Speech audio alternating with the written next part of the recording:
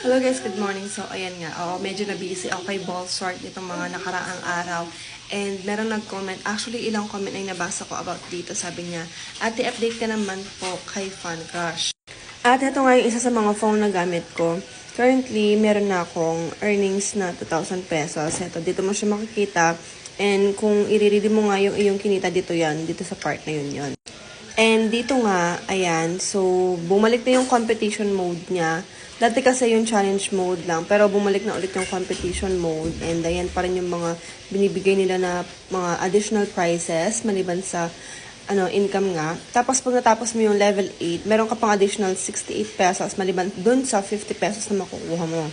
So mas maganda talaga kung kayang tapusin na tong hanggang level 8, tapusin natin siya. Pagdating naman dito sa my redemption, ayan, heto yung mga na-redeem ko na. And yes, so yung update kay Fun Crush, yes, paying pa din siya hanggang ngayon. So dun sa mga gumagamit ito, continuous lang natin siya.